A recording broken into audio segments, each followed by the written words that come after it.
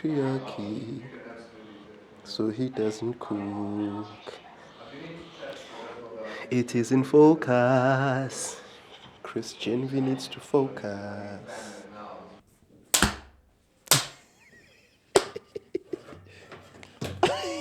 Oh dear. I think we need a new production manager.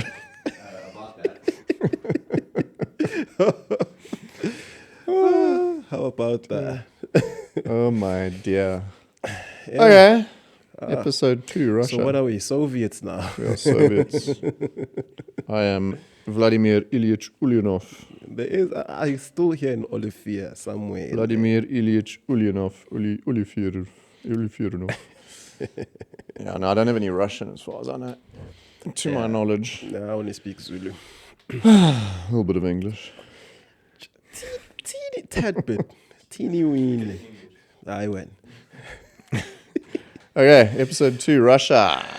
Russia. We got up to provisional government. Probably skipped over Rasputin. I was thinking about that this morning. That's a bit remiss of us.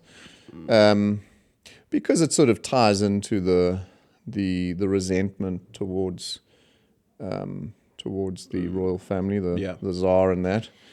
Grigory Rasputin, which meant Rasputin itself means debauched, which is quite interesting, or the disreputable one. So he was the healer that, the Christian healer, mystic, whatever, that helped the Tsar and the Tsarina to heal their hemophiliac son, Alexander, I think it was. And then he because when the Tsar was often on the front line, his, the fact that he gave their son some ease or comfort from pain and whatever he suffered as hemophiliac, she gave him a lot of power and fired ministers and replaced them with his buddies, and lots of rumors about debauchery, orgies, that sort of thing. And I'm ultimately murdered by the nobility, I think in 1916 or 17, something like that. Yeah. Strong distrust. Yeah. Over the Tsarina. Yeah. Yeah. I mean, and again, her being Austrian or German was already rejected, so not well liked. Is that door closed? So we don't have. Who's peeking through the window there? That's a little odd. Just check what they want. They might need me. Possible. Yeah. So. That's just Rasputin because he's a figure. He's someone that we should always mention in this topic. And just gives more fuel to the concept of Bolshevism or communism kind of grabbing root amongst the people. So provisional government. I think that's exactly where we got up to. Yeah. And so we were going to look at Lenin. 1917, revolution, Lenin returns. But it doesn't return for the revolution. It returns after in April. Yeah.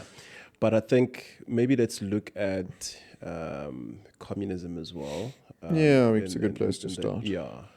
Or perhaps in the duration of today's session. Let's delve into communism, define it. Why did it make sense in Russia at the time? What were the alternatives? In our last recording, we did touch on the various political entities that were scrambling for power as well. Democrats, social democrats, Tsar loyalists. Well, his party, Lenin's party, was the. Let me get this right. The Russian Social Democrat Labour Party, which was then split, I think, in 1907 or somewhere around there, and that became the Bolsheviks and the Mensheviks, and literally just means the majorities and the majority and the minority. Bolshevik means majority, so most followed that path. Minority was the Mensheviks. And obviously they were all, socialism. Let's start with Marxist theory in on a very superficial level. Marx being a German philosopher, Karl Marx. I think the most important thing to understand at grade 11 level is that Marx theorized, he wrote the Communist Manifesto in, I actually forget when, 1860 something or whatever it was. And he theorized it around the developed industrialized nation of Germany. So it depends on a dictatorship of the proletariat, meaning that the working class proletariat, urban workers, of which there were many in an industrialized Germany, would then smoothly sort of transition into control over the nation and have everything ready. And you know, again, we're reductionizing this. But it's important to understand that because Leninism, or Leninist Marxism, or Marxist-Leninism, or however you want to term it, which is, you know, Lenin's version of Marxism, can't work the same way because, as we discussed in the last episode, it's an agrarian state. It's an underdeveloped state. It has They're not industrialized. So like 4% proletariat. So it becomes, you know, the Soviets, which are created, I think in the first revolution, 1905. I think the Petrograd Soviet was the first. I might be wrong, but anyway, the Soviets were created, which were workers' councils. But I mean, essentially, what were they made up of? Some workers, peasants, soldiers. You know, so it was a very different situation. They didn't have a proletariat in an industry to stem from. So. Yeah, I mean, again, Marxism on a very reductionist kind of view. Communism is essentially that. It's this concept of and I guess this is very important because this becomes generally an essay topic mostly. So if you're discussing Lenin, you need to be able to understand what the theory of communism is versus what the outcomes of it was. You know, how did it function in society versus what it was meant to be. So, I mean, if we define communism, you know, it's essentially, it's a classless society.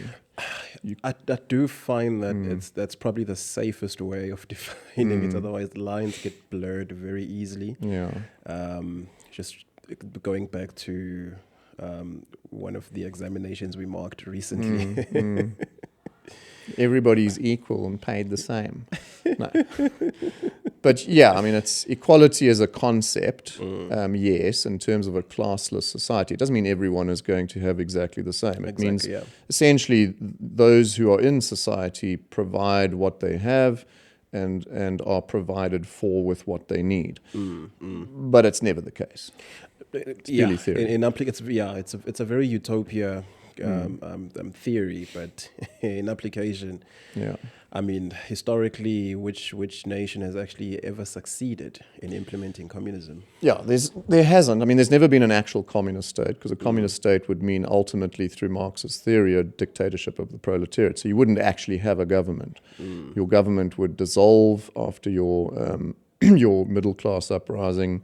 You know, so it's that step from capitalism to a middle class overthrow. Or rather, from a feudal hierarchy to a middle class overthrow to a, I guess, a socialist state government controls, and then it would eventually utopian society of the people bartering with each other, sharing. Now, there are cases of that on small scale, not on national scale. So if you look at, to my knowledge anyway, and I'm not an expert on this at all, but to my knowledge, the kibbutz system in Israel, which is small communities, probably more along the lines of communalism, which we spoke about in previous episodes. It makes sense on small scale, and even today there's plenty of different areas, different regions that are still living like that. But again, it's small scale, it's manageable, there's consensus, it's not enforced by some formal structure. It's people essentially, you know, choosing to interact at that level and in that manner. I actually had a friend, a schoolmate from primary school. Shout out to Candace Milne, wherever you are, probably still in Israel. Who left, I think, straight after high school.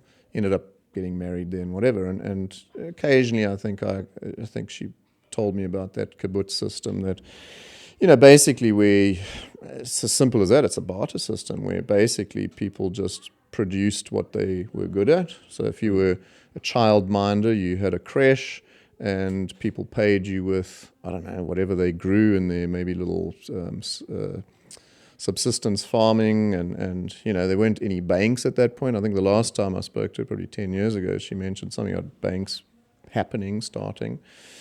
But yeah, it can work on a small scale. We spoke in the last episode about the enormity of Russia and the diversity of Russia. Yeah. You can't. It's never going to work. It was probably for being the first so-called communist state, it was probably the worst case scenario in terms of which place you would geopolitically want to begin that. Just based on that alone, it was impossible. If it had happened in Germany, which was obviously the push of the communist movement, the Bolsheviks wanted a kind of a world revolution, the working class, what they say, workers of the world unite, rise up and influence each other. And, we see that later in the Truman Doctrine, trying to stop that from happening, because there's that concept of the domino theory. That's a discussion we've already had. Grade 12, yeah. Yeah. So yeah, communism, equality in a vague sense, classless. There should not be an upper class in terms of wealth and a peasantry. That feudal hierarchy breaks away. The first thing they did, jumping ahead slightly, is to eradicate that, but violently destroy it. And then as I said, this concept of you provide what you have and you are provided for with what you need. But that's sort of tweaking into the socialism side. Yeah. And again, not for the intents and purposes of grade 11, maybe even 12, we tend to dump socialism and communism into one, which they are not. Socialism is essentially a nationalized state, a government that controls everything, mining industry. Again, no private industry, no private ownership, which is an aspect of communism and socialism. But the government, you have a government, which you wouldn't in a real, true, theoretical communist society, which controls everything. And that, as we've seen, as you said, historically does not work, because the government becomes a centralized autocracy. You touched on something along the lines of violence, having that old autocratic feudal regime being overthrown. It's an interesting point, because when you look at how communism emerges in the very first place, it's typically in response to hierarchy. It's the uprising of that lower class, however we define it, whether it's the peasantry, serfs, proletariat, claiming power, claiming the means of production, and defining how they would want to be governed. And again, that's another reoccurring pattern that you find almost everywhere in history. And it's not always tied with communism, but sometimes it leans towards that ideal of a classless society where the broader society has a say in terms of how resources are shared. And we could look at the example of Vietnam. We could look at the example of even here in Southern Africa, which we shall touch on. When the scarcity, yet there are leaders who are secure, who are powerful. In the case of Russia as well, you have the Tsar, you have this feudal model, you have the likes of Lenin saying, well, Marxism, why don't we actually form a classless society? And there's a broader sense of dissatisfaction with how resources are actually being managed. And I think that's an important point, in a sense that communism thrives under an environment of inequality, or the perception of it. And inequality is just one of those concepts that can we possibly have equality at all, or is inequality nature? It's just how things are. Because I understand the sentiment. I understand when there are multi-billionaires and there are people who have absolutely nothing. I understand where the frustration comes from, but the remedy to that be it democracy, be it capitalism, be it communism, so this whole notion that we have to break that down and replace it with a system that reflects the broader public. It's ideological. I mean, if you look economically at, what is more successful economically? Capitalism. Capitalism, definitely. Which is not a perfect system. It's far from perfect. But in terms of all the imperfect systems, I'll take capitalism. Billionaires provide work. Billionaires own big businesses and they provide employment, and employment stimulates economies. So, is Elon Musk a terrible villain, or is he providing hundreds of thousands of jobs? You decide for yourself. But equality it's an ideological sentiment on a political scale. It doesn't exist. It's never existed, and it will always result in someone taking advantage. And this is very, true to what we're about to discuss. It will result in human nature coming to the fore, where somebody takes charge. That somebody says, "We have an ideology, we have an idea, and only I and my few loyals can achieve it. And anyone else who steps in the way of it needs to be removed." And so you have another emperor. And so you essentially have another emperor. Yeah, that's what it comes down to. And Lenin less so than Stalin, which we'll look at in the next episode. So Lenin in himself is a very interesting character. Born in the sort of mid-late 1870, I think. Very idealistic. I think I said this in the last one. Witnessed his brother being executed for being an activist. Became an activist at the age of I think he was 17 when that happened. He immediately became that. And then started or joined this Russian Social Democratic Labour Party. Their whole thing was, in terms of raising money, was very I don't know what's the right term, unscrupulous, amoral. They literally, I love the term, they called it, or certainly historians have called it, they organized expropriations, which reminds us of certain policy in South Africa. But it was a euphemism for robberies, for stealing. They funded their party and their activism through violent armed robberies. This is the early 1900s, raising money to kind of fund themselves and whatever, the Bolshevik Party. What was that? Bank robberies, that was it. Bank robberies. So they funded it, doing actual bank robberies, and termed as expropriation, organized expropriation of funds, I suppose. So, he himself is a very interesting character. In exile in Siberia, I forget exactly when. It was for 3 years. I think it was the turn of the century. He was in exile a few times, but he did come back. Siberia for 3 years. He lived, and this is where his name comes in. So his original name, Vladimir Ilyich Ulyanov, which is not Olivier, he then becomes known as Lenin. Vladimir Ulyanov Lenin, I think he calls himself initially. And then the name Lenin comes from, I believe, or should I say historians tend to think, the Lena River in Siberia. So he, for whatever reasons, he probably was impressed by the power of the river and gave him that name. So for one reason, to avoid identification, because he was essentially a wanted man. And two, it sort of was a strange Russian political habit of giving themselves a political party name, like Stalin, meaning man of steel. It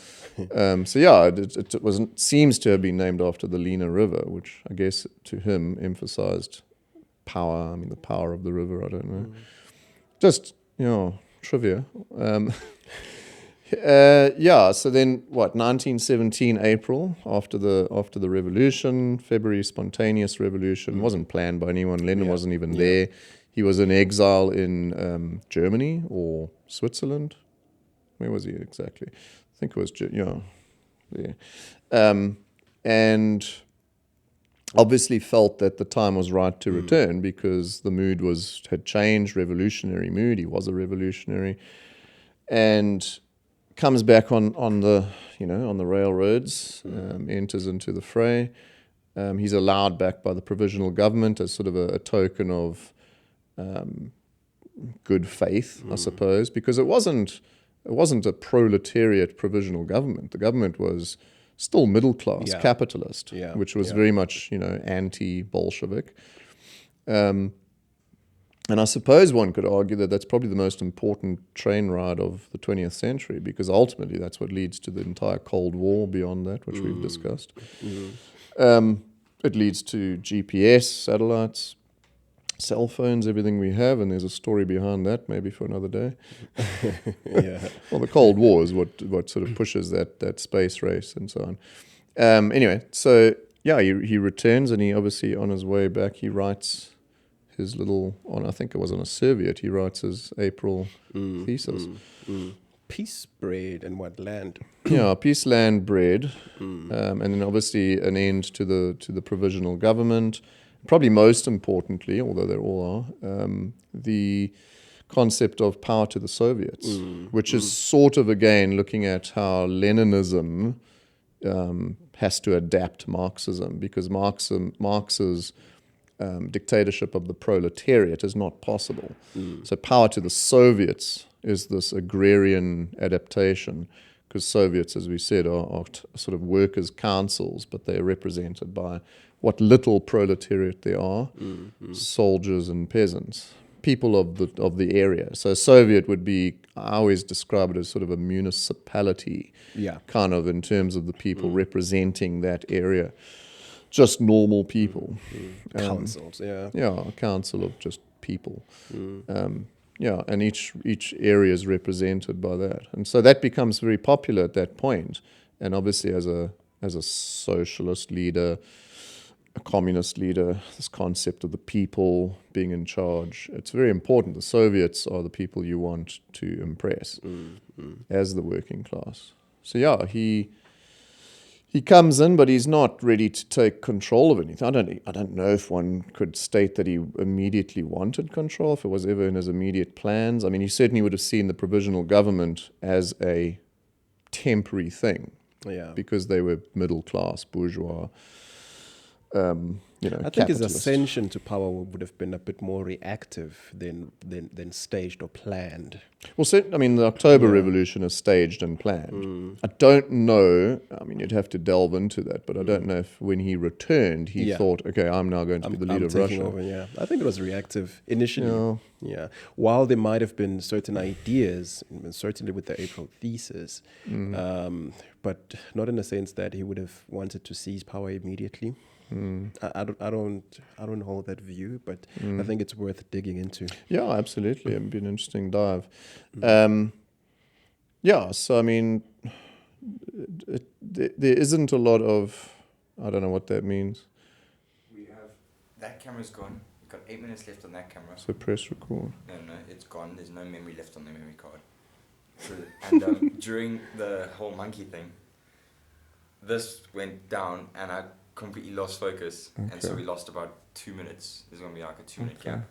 Well, you're going to have to delete some of it anyway, because apparently... Okay, as long as you're fine with that. The end bit, we're going to have to end like the last... Okay, well, we're a long way from the end, so we might have to do 4 episodes. Probably. So let's call it quits at this point. Okay, yeah. Yeah, so, okay, and so... then do... essentially Lenin's, because we've covered essentially what is communism and his return. Okay. So let's call it there, and we'll pick up with his ascension to power, and then what does he do with the Civil War and so on, war, communism, and new economic policy. All right. Allah.